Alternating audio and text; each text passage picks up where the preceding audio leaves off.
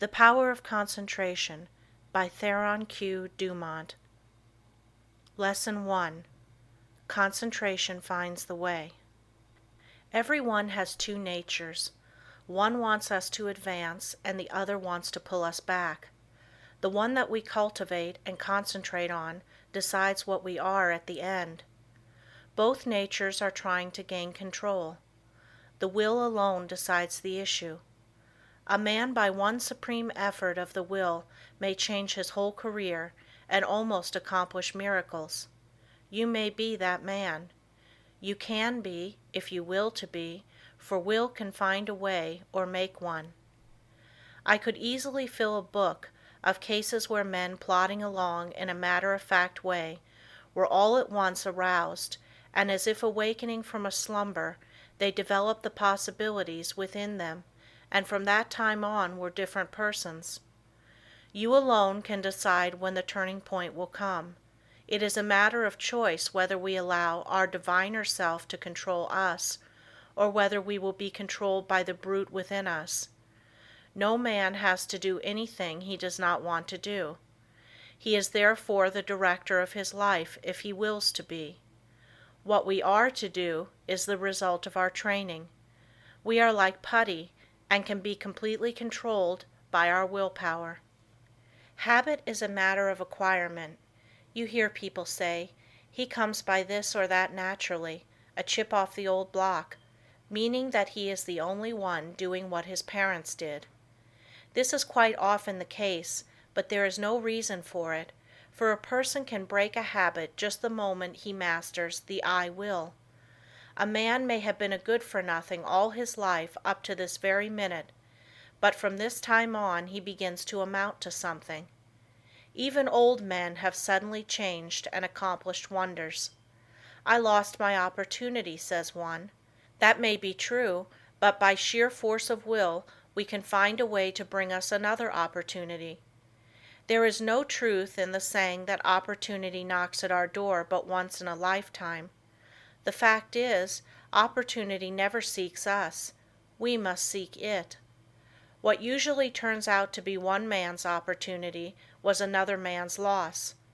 In this day, one man's brain is matched against another's. It is often the quickness of brain action that determines the result. One man thinks, "I will do it," but while he procrastinates, the other goes ahead and does the work. They both have the same opportunity. The one will complain of his lost chance, but it should teach him a lesson, and it will, if he is seeking the path that leads to success.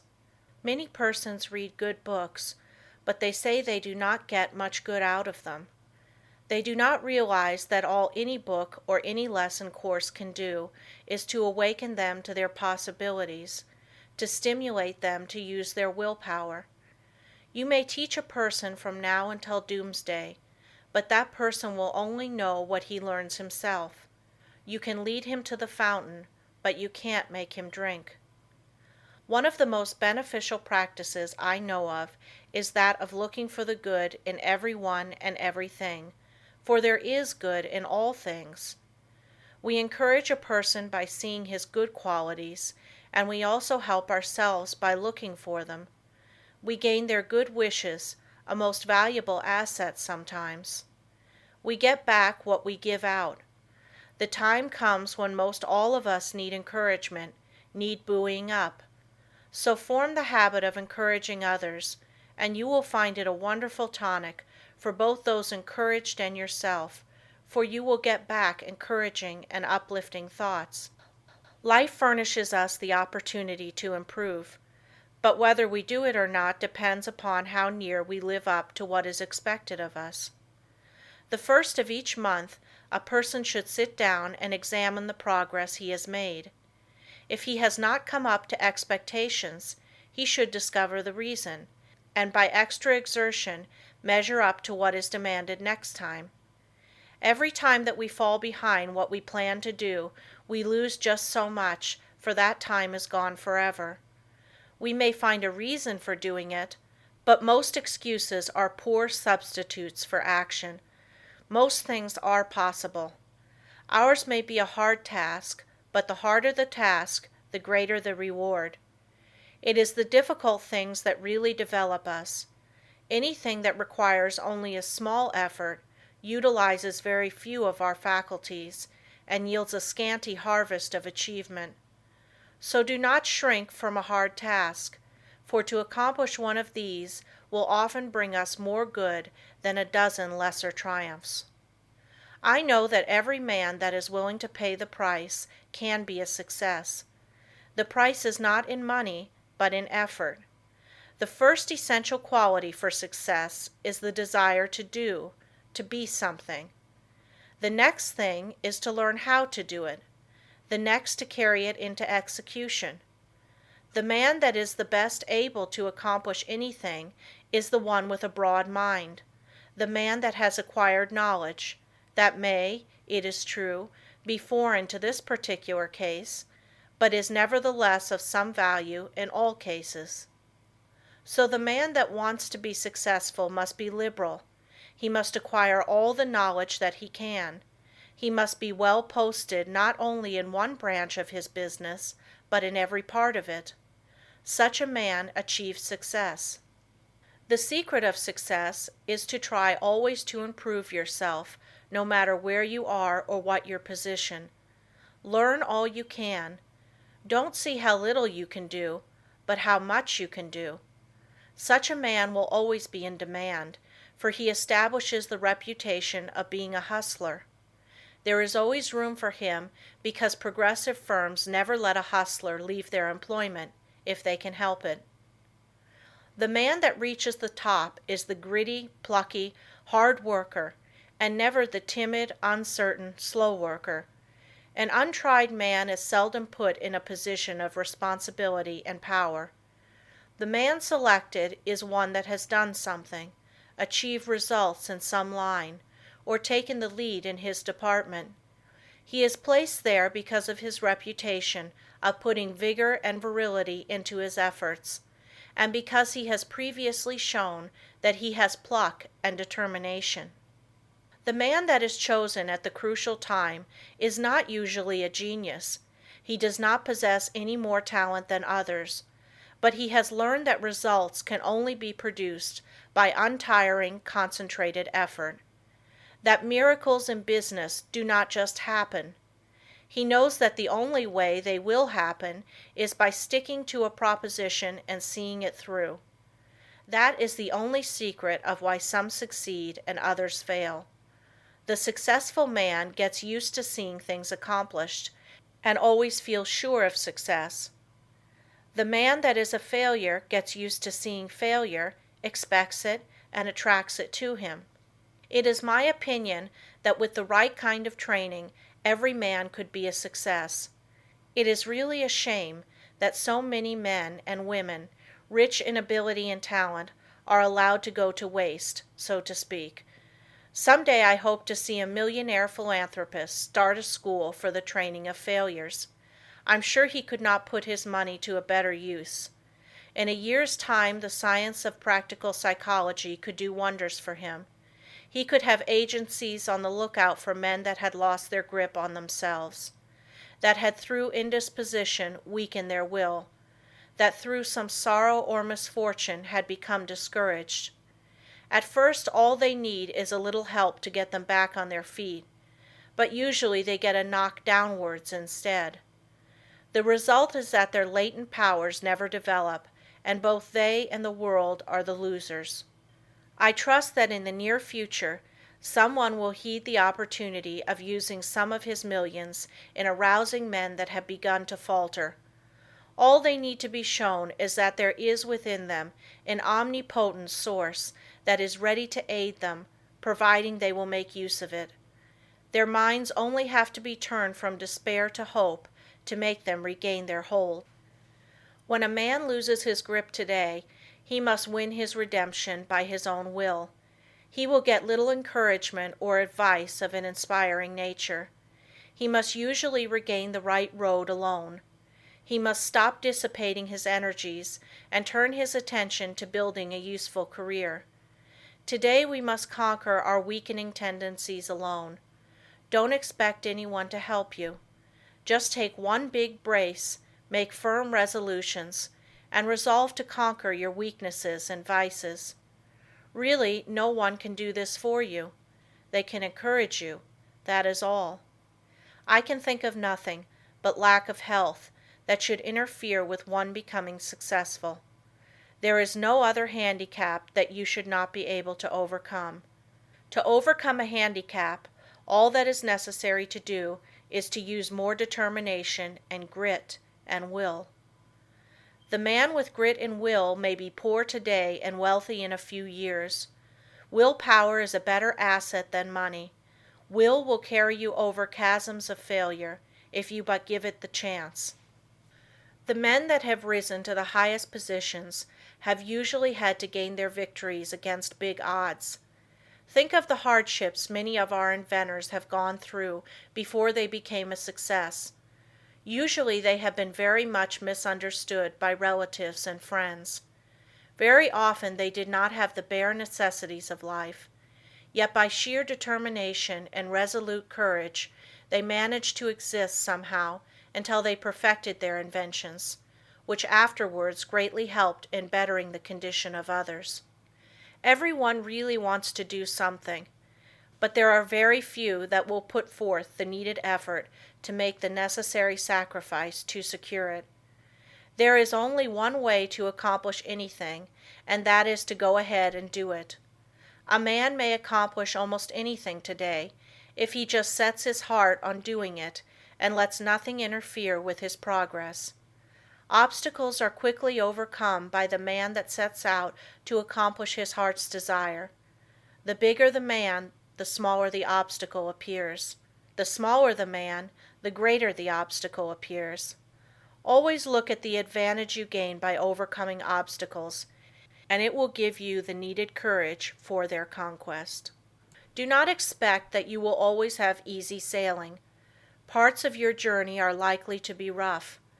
Don't let the rough places put you out of commission. Keep on with the journey.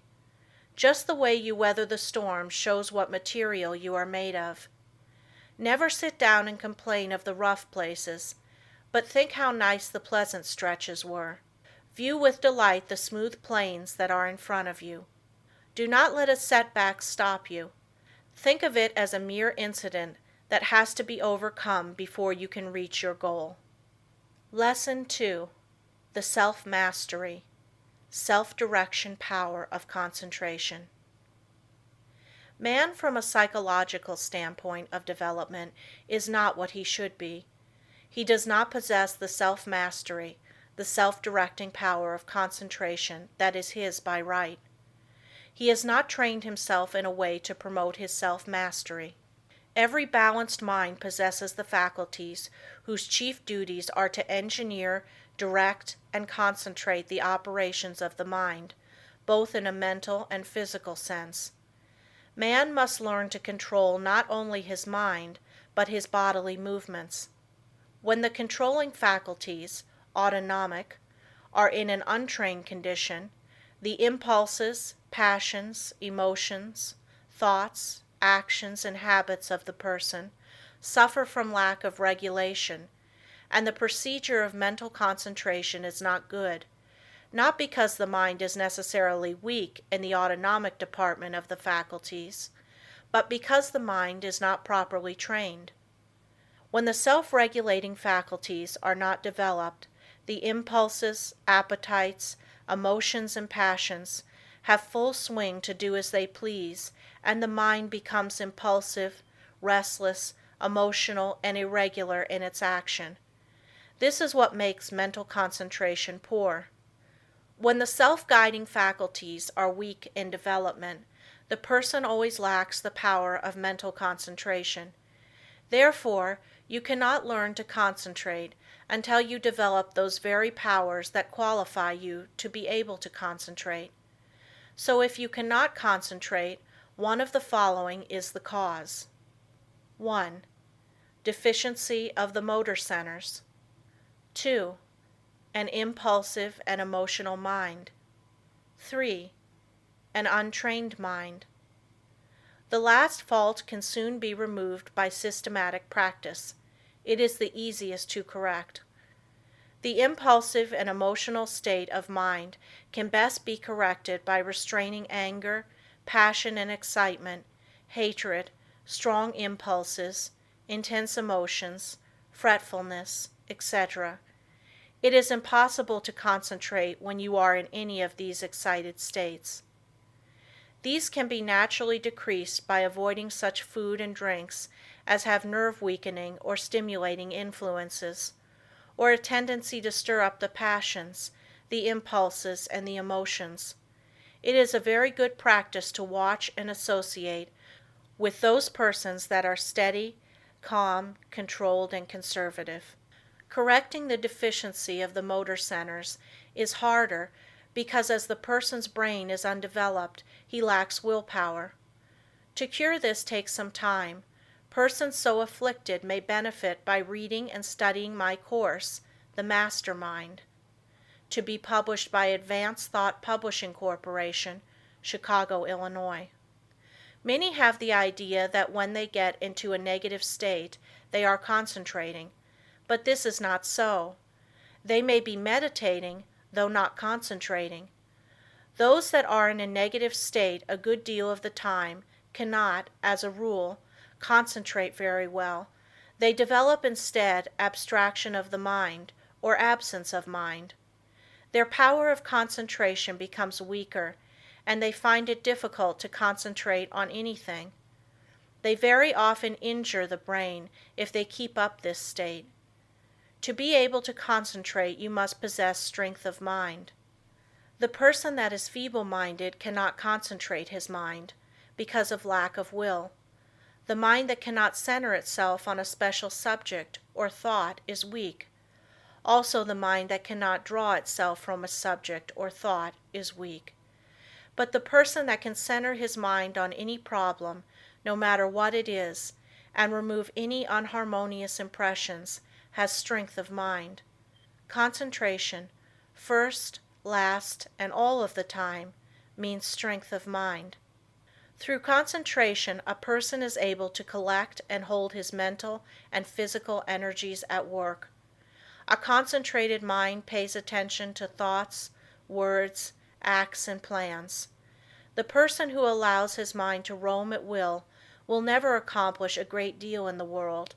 He wastes his energies. If you work, think, talk, and act aimlessly, and allow your brain to wander from your subject to foreign fields, you will not be able to concentrate.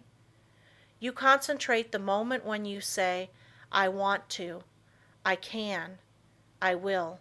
Some mistakes some people make.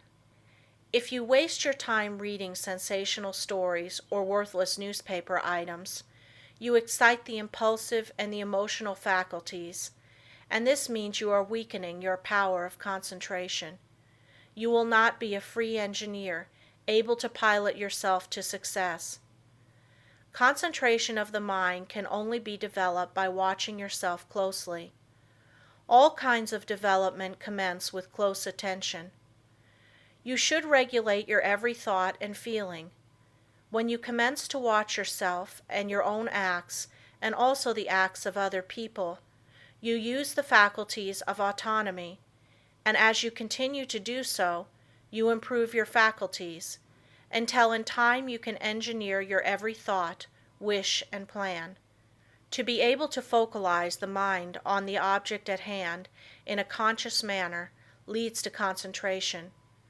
Only the trained mind can focalize. To hold a thought before it until all the faculties shall have had the time to consider that thought is concentration. The person that cannot direct his thoughts, wishes, plans, resolutions, and studies cannot possibly succeed to the fullest extent. The person that is impulsive one moment and calm the next has not the proper control over himself. He is not a master of his mind, nor of his thoughts, feelings, and wishes. Such a person cannot be a success. When he becomes irritated, he irritates others and spoils all chances of any concern doing their best. But the person that can direct his energies and hold them at work in a concentrated manner, controls his every work and act, and thereby gains the power to control others. He can make his every move serve a useful end, and every thought a noble purpose. In this day, the man that gets excited and irritable should be looked upon as an undesirable person. The person of good breeding now speaks with slowness and deliberation. He is cultivating more and more of a reposeful attitude. He is consciously attentive and holds his mind to one thing at a time. He shuts out everything else. When you are talking to anyone, give him your sole and undivided attention. Do not let your attention wander or be diverted. Give no heed to anything else, but make your will and intellect act in unison. Start out in the morning and see how self-poised you can remain all day. At times take an inventory of your actions during the day and see if you have kept your determination. If not, see that you do tomorrow. The more self-poised you are, the better will your concentration be. Never be in too much of a hurry, and remember, the more you improve your concentration, the greater are your possibilities. Concentration means success, because you are better able to govern yourself and centralize your mind. You become more in earnest in what you do, and this almost invariably improves your chances for success. When you are talking to a person, have your own plans in mind. Concentrate your strength upon the purpose you are talking about. Watch his every move, but keep your own plans before you. Unless you do, you will waste your energy and not accomplish as much as you should. I want you to watch the next person you see that has the reputation of being a strong character, a man of force. Watch and see what a perfect control he has over his body. Then I want you to watch just an ordinary person. Notice how he moves his eyes, arms, fingers. Notice the useless expenditure of energy. These movements all break down the vital cells and lessen the person's power in vital and nerve directions. It is just as important for you to conserve your nerve forces as it is the vital forces. As an example, we see an engine going along the track very smoothly. Someone opens all the valves and the train stops. It is the same with you. If you want to use your full amount of steam, you must close your valves and direct your power of generating mental steam toward one end. Center your mind on one purpose, one plan, one transaction. There is nothing that uses up nerve force so quickly as excitement. This is why an irritable person is never magnetic. He is never admired or loved. He does not develop those finer qualities that a real gentleman possesses. Anger, sarcasm, and excitement weaken a person in this direction. The person that allows himself to get excited will become nervous in time, because he uses up his nerve forces and his vital energies. The person that cannot control himself and keep from becoming excited cannot concentrate. When the mind can properly concentrate, all the energy of every microscopic cell is directed into one channel, and then there is a powerful personal influence generated. Everyone possesses many millions of little trembling cells, and each one of these has a center where life and energy are stored up and generated. If this energy is not wasted, but conserved and controlled, this person is influential. But when it is the opposite, he is not influential or successful. Just as it is impossible for a steam engine to run with all its valves open, so it is impossible for you to waste your energy and run at your top speed. Each neuron in the gray layers of the brain is a psychic center of thought and action. Each one is pulsating in intelligent force of some kind. And when this force, your thoughts and motions, are kept in check by a conservative, systematic, and concentrated mind, the result will be magnetism, vitality, and health. The muscles, bones, ligaments, feet, hands and nerves, etc., are agents for carrying out the mandates of the mind. The sole purpose of the volitional faculties is to move the physical mechanism as the energy travels along the wires of nerves and muscles. Just for that reason, if you throw a voluntary control over these messages, impulses, thoughts, emotions, physical movements, and over these physical instruments, you develop your faculties of self-mastery. And to the extent you succeed here, in proportion will you develop the power of concentration. Any exercise or work that excites the mind, stimulates the senses, calls the emotions and appetites into action, confuses, terrifies, or emotionalizes, weakens the power of concentration. This is why all kind of excitement is bad. This is the reason why persons who drink strong drinks, who allow themselves to get into fits of temper, who fight, who eat stimulating food, who sing and dance and thus develop their emotions, who are sudden, vehement, and emotional, lack the power to concentrate. But those whose actions are slower and directed by their intelligence develop concentration. Sometimes dogmatic, willful, excitable persons can concentrate, but it is spasmodic, erratic concentration, instead of controlled and uniform concentration. Their energy works by spells. Sometimes they have plenty, other times very little. It is easily excited, easily wasted.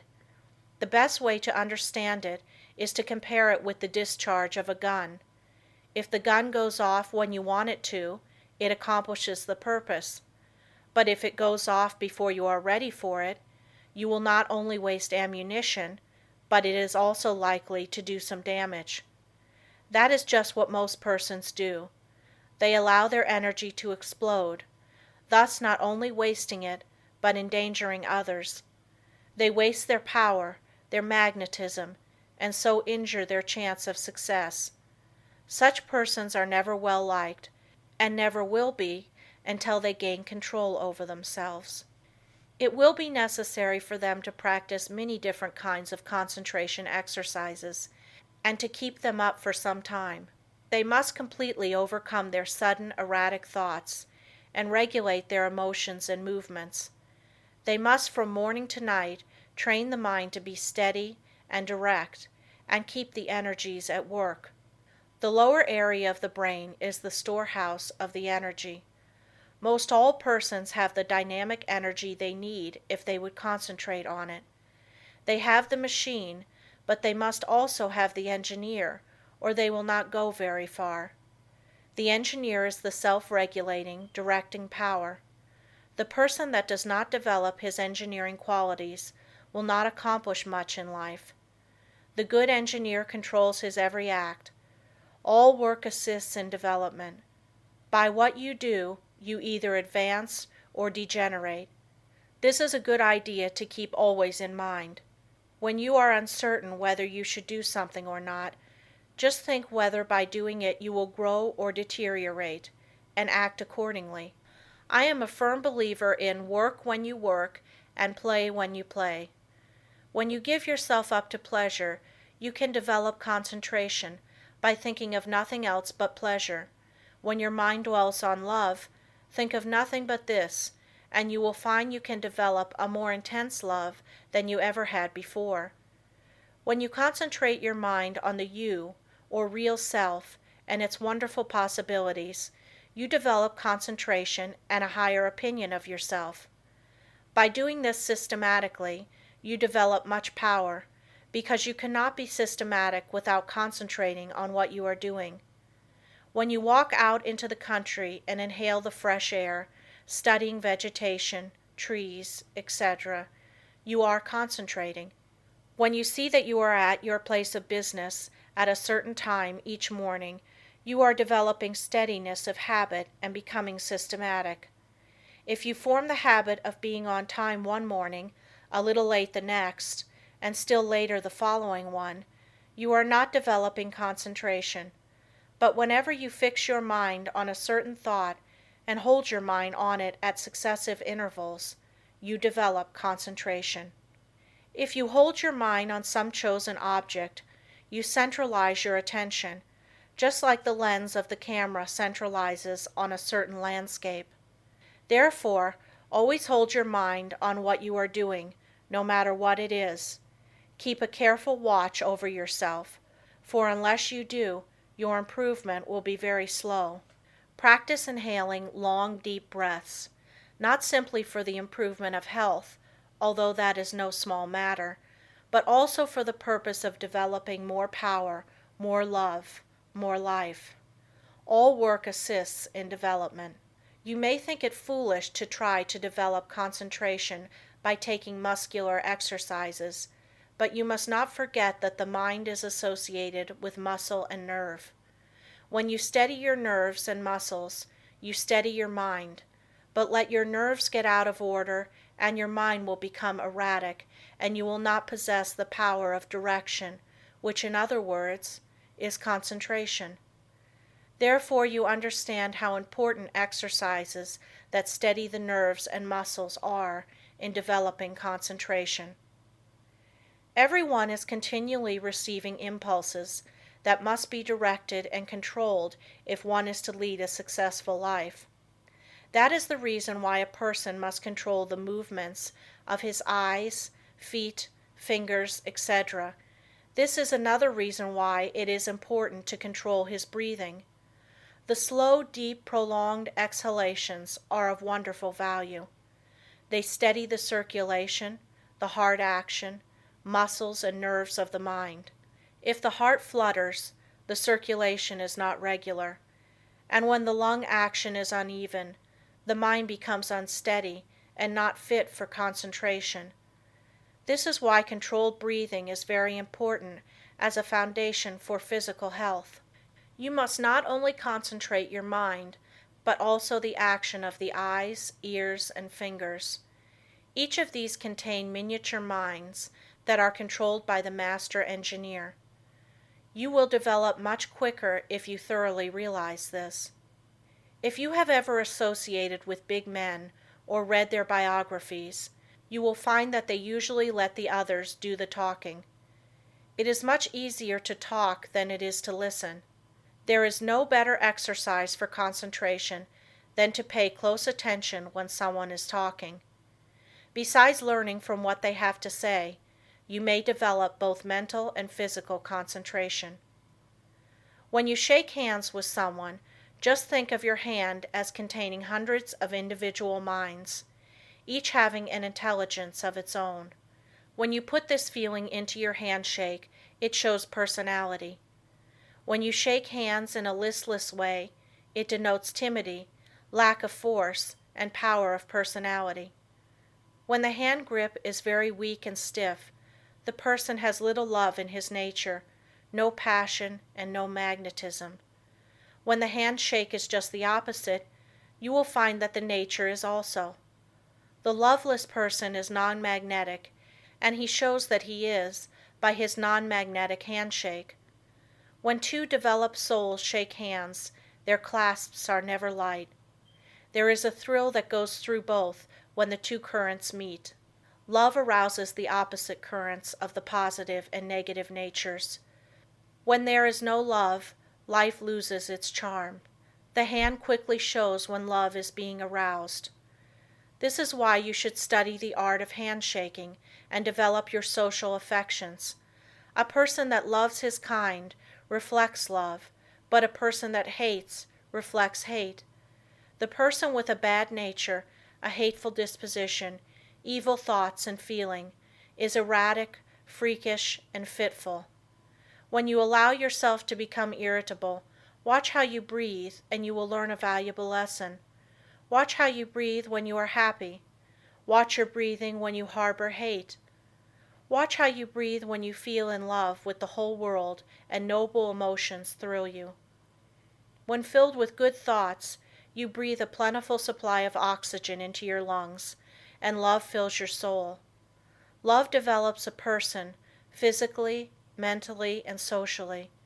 Breathe deeply when you are happy, and you will gain life and strength. You will steady your mind, and you will develop your power of concentration and become magnetic and powerful. If you want to get more out of life, you must think more of love. Unless you have real affection for something, you have no sentiment, no sweetness, no magnetism. So arouse your love affections by your will and enter into a fuller life. The hand of love always magnetizes, but it must be steady and controlled. Love can be concentrated in your handshake, and this is one of the best ways to influence another. The next time you feel yourself becoming irritable, use your will and be patient.